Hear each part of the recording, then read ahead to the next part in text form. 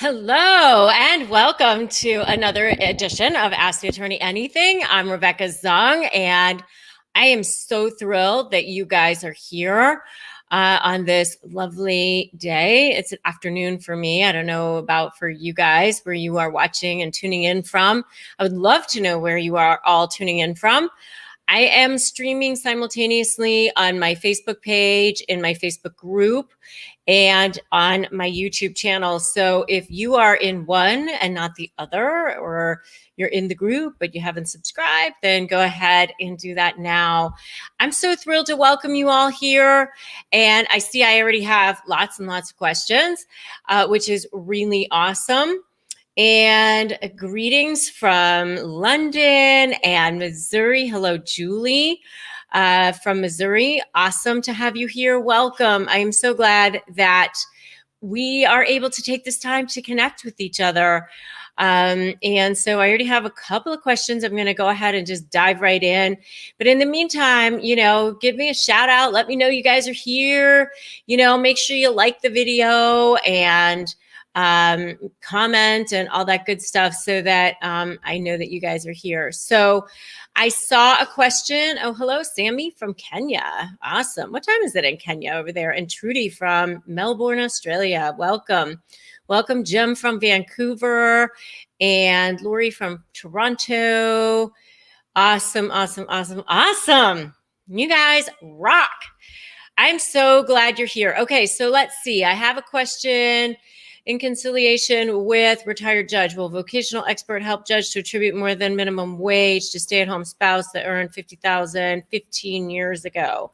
He's claiming he's disabled. Okay, so first of all, let me define what a vocational evaluation is for those of you who don't know. What that is a vocational expert will actually assess a person to see what skills they have. They even do like intelligence tests, they interview them, and they figure out how much this person could actually make. And one of the things that they do is they actually look at the marketplace and they'll say, I called this company and they're hiring right now, or this company is advertising a position right now for a person that has these skills. And so they come up with some sort of a number that will be something that can be presented to a judge that says, hey, judge, this person can make more than they are. So therefore, you should impute income to them. What that means is you should, hey, Your Honor, we're asking you to just basically declare and find that they should be making this amount, even though they're not, and just proceed as if they are.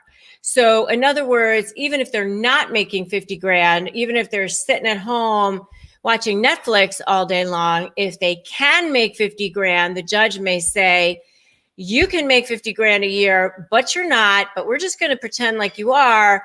And therefore, we're going to use that number to calculate child support or to calculate, spousal support or maybe attorney's fees, things like that. Anything where income might be pertinent.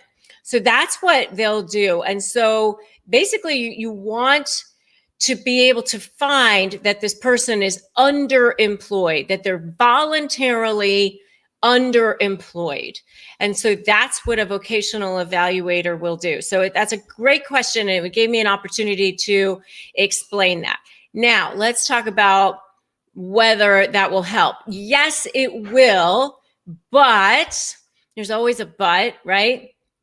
You also gave me some other facts. You said 15 years ago and disabled.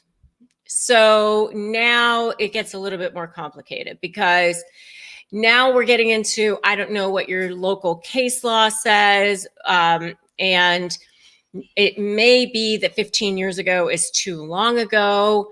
I know in some states or some areas, they may say, like, you can't impute more than somebody ever made unless there's some reason for it. There's some good reasons for it.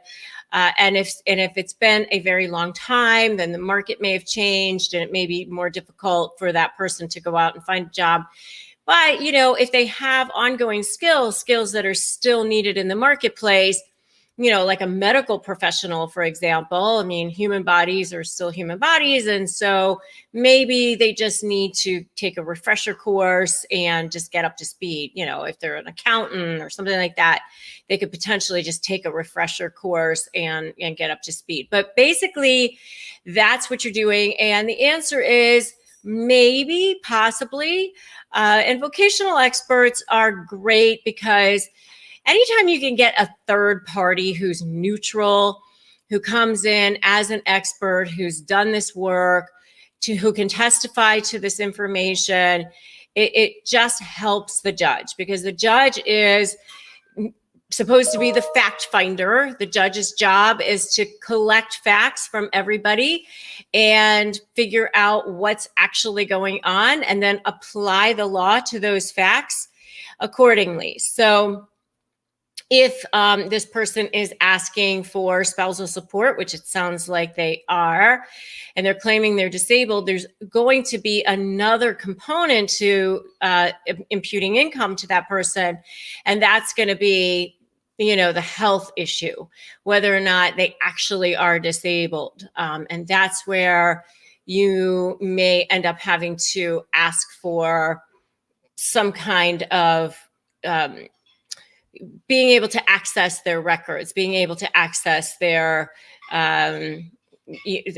physician's records, or records for, physical therapy or something like that. So it's really, really hard to do that with HIPAA. It's almost impossible to get access to those kinds of things, but you might be able to do it if, they have put it at issue themselves by saying, hey, I'm disabled and therefore I can't work and therefore I need spousal support. So, or more child support or something like that, because most states will impute at least minimum wage for 40 hours a week, assuming that the person is healthy and can work, and assuming that they don't have like a very small infant at home and things like that. But for the most part, there is like a minimum. People don't just get to say, I make zero and leave it at that. So there's a really good question.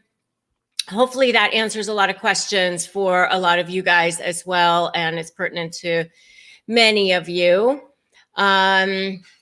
Okay. Is there a live person or judge or attorney to ask a very important question for someone in the state of Oklahoma? Well, I'm sure that there's many attorneys to ask questions to in the state of Oklahoma. You just need to make an appointment with them. As far as asking judges questions directly, that's usually not something that judges will do because they need to maintain neutrality. And so they try not to have what we call ex parte communications, meaning that they're having communications with just one party and the other party is not involved. So they generally don't take direct communications. They'll ask you to file motions. They will ask you to set a hearing. They're very, very strict about having communications with just one party, unless there are very, very, certain circumstances that are what we call exigent circumstances, where there's maybe like an emergency or somebody's going to be hurt or something like that, or funds are going to be gone, things like that. You can file an ex parte motion and see what they say. But for the most part, you can't ask judges questions directly. But as far as attorneys, you can certainly always ask attorneys questions directly. You just need to make an appointment with them and, pay their consultation fee if they have one. So most good lawyers do have a consultation fee. By the way, in the family law arena, if you are looking, for maybe a personal injury kind of a thing, they may offer a free consultation because they take a percentage of whatever the settlement is. But usually in the family law arena, you do want an attorney that will charge for the consultation, because the ones that don't usually aren't the greatest. And so just be careful about, being penny wise and pound foolish when it comes to lawyers, because, my dad used to, as my father used to say, the percentage of idiots per population is the same wherever you go. So there's good lawyers and bad lawyers, just like there's good and bad of everything. So just be careful about that. I do want to mention that I am having my free webinar, my masterclass on Thursday. It's the 3 must-have secrets to communicating with narcissists. It is an opportunity for you to come and spend more time with me, learn from me directly. It's an extended thing, so it's not just, the short videos like I have on YouTube. It's actually a much longer class where you guys can actually really learn. It's not just about communicating with narcissists. It's also about shifting that dynamic and that balance of power and feeling actually more kick-ass, confident, and powerful in every aspect of your life. Because once you conquer the narcissist in your life, you start to realize, if I can do that, I can conquer anything in my life. I can actually become more empowered in every aspect and become the most persuasive person in the room.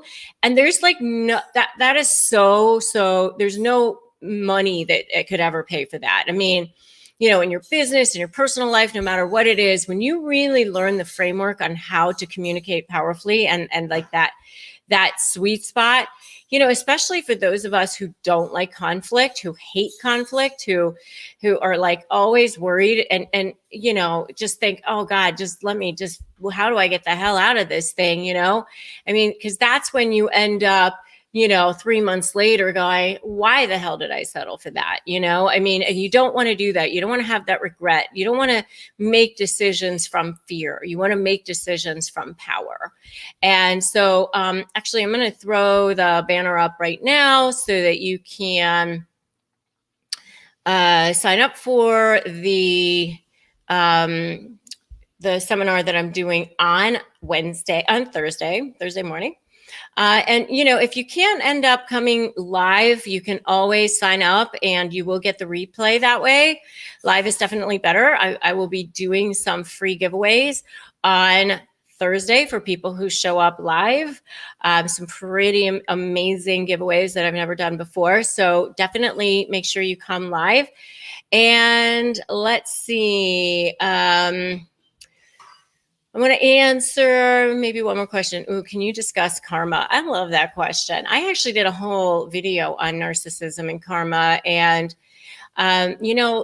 energy is energy and like attracts like. And so there can't be, one of my favorite laws of physics is for every action, there is an equal and opposite reaction. So, it's definitely going to boomerang back on them. It definitely happens. I love the HBO series they're doing, and I did a whole video on that because Hugh Grant just showed what happens to them. They just start to become undone, and it does catch up to them. It doesn't seem to happen right away, but it definitely does.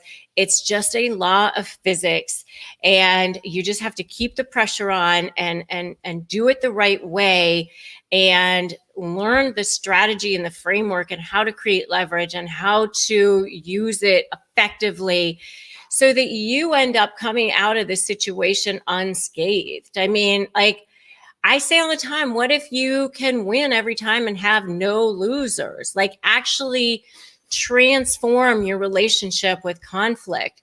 That is huge. Like that, you can totally inherit the wind.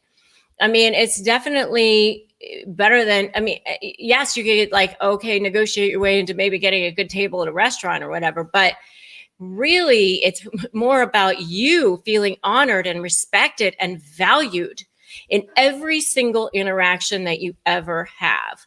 And that's what we're talking about here.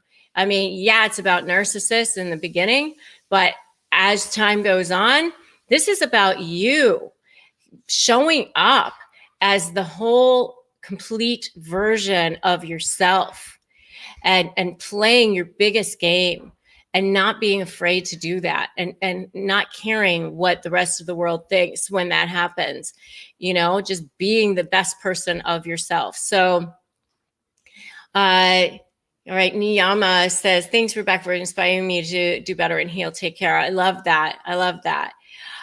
Okay, so I want you guys to come and join me on Thursday. This is the link, slayernegotiation.com/live-register-now-2021. Come join me on Thursday morning. I will be answering way more questions.